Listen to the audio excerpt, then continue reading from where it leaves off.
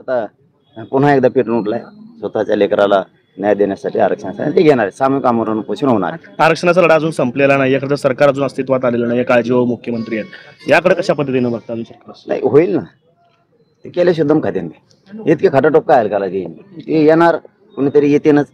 आम्ही बी येणार, पुन्हा उपोषण करणार, आम्ही सोडणार नाहीत.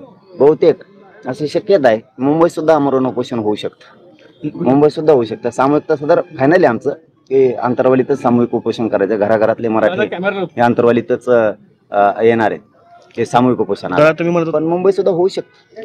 देवेंद्र फडणवीसांनीच आरक्षणाची वाट लावली असं तुम्ही मागच्या उपोषणाच्या वेळेस अनेकदा म्हणतात.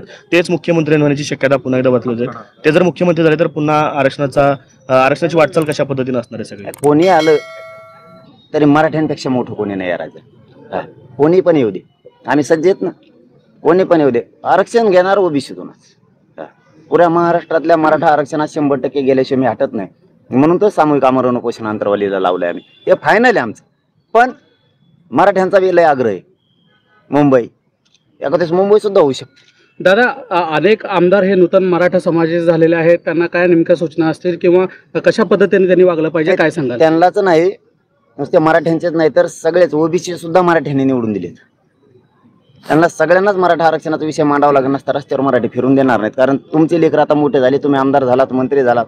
आमच्या लेकराचं काय किंवा प्रश्न घराघरातला मराठा आता विचारणार आणि आम्ही सामूहिक उपोषण करायला सज्ज झालो. दादा, खरं तर जसे की आपण म्हणालो की जर का आम्ही उभा केले असते तर सोपडा साफ झाला असता. मात्र तुम्ही उभा न करता सुद्धा अनेक ठिकाणी सोपडा साफ झाल्याचं चित्र पाहायला मिळालं. विशेषतः सोलापूर जिल्ह्यामध्ये बार्शी, माढा आणि करमाळा या ठिकाणी मोठा फटका एकंदरीत बसलेला पाहायला मिळाला. काय नक्की चित्र असू शकतं? आता काही ज्या गोष्टी केल्या नाहीत त्याला छाती बडायची सवय मला नाही. मी आणि माझा समाज मैदानातच नाही, त्यामुळे दोरी पूर्ण मराठ्यांच्या हातात होती. मालक तो होता, त्यालाच ठेवलं. कोणाच्या दावणीला मी मराठा समाजाला बांधलं नाही, कारण त्या समाजाला मी मायबाप हे शब्द वापरतो. मग मी जर खास त्यांचा मुलगा आहे तर मी अशी फरफट त्यांची करू शकत नव्हतो, त्यांना संकटात सोडू शकत नव्हतो. की त्यांना सांगितलं तुम्हाला जे करायचं ते करा, त्यांनी केलं.